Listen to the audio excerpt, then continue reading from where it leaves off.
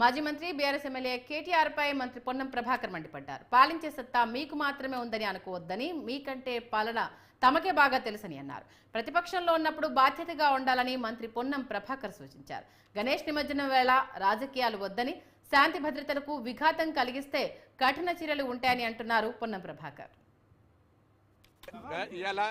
గణేష్ మహారాజ్ కు సంబంధించి తప్ప ఇంకోరు పేరు ప్రస్తావిస్తే పొరపాటు అవుతుంది కాబట్టి జై బోలో గణేష్ మహారాజ్ కి, జై బోలో గణేష్ మహారాజ్ కి. నేను మళ్ళీ చెప్తా ఉన్నా,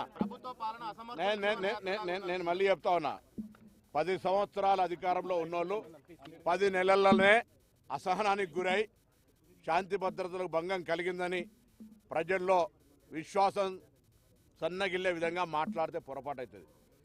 10 సంవత్సరాలు పరిపాలించారు.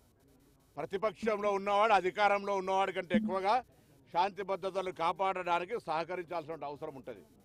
కానీ శాంతి భద్రతలు ఉండొద్దు, రాష్ట్రం అల్లకల్లోలం కావాలి, ఘర్షణలకు నిలయం కావాలని కోరుకుంటున్నట్టు అనిపిస్తుంది వాళ్ళు మారు మాట్లాడుతుంటే.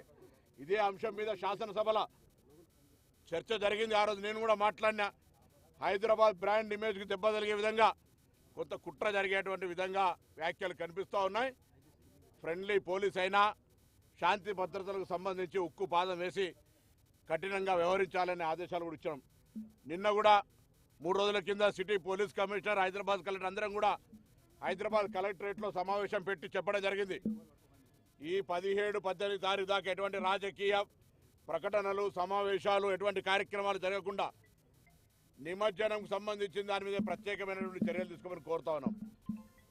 రాజకీయపరమైనటువంటి పార్టీ ఫిరాయింపులకు సంబంధించి న్యాయస్థానంలో ఉంది.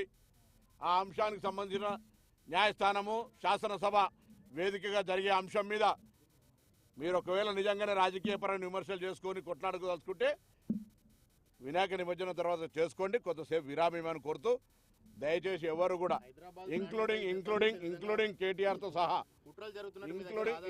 ఇంక్లూడింగ్ కేటీఆర్తో సహా అందరికీ తెలియజేస్తా ఉన్నాం. దయచేసి నిశ్చింతగా ఉండండి. పరిపాలించే తాకత్ మీ ఒక్కరికే ఉందనుకోవద్దు. కాంగ్రెస్ పార్టీకి వెన్నతో పెట్టిన విద్య పరిపాలించడము, శాంతి భద్రతల్ని కాపాడడం. నేను హైదరాబాద్ ఇన్ఛార్జ్ మంత్రిగా ఉన్నాను.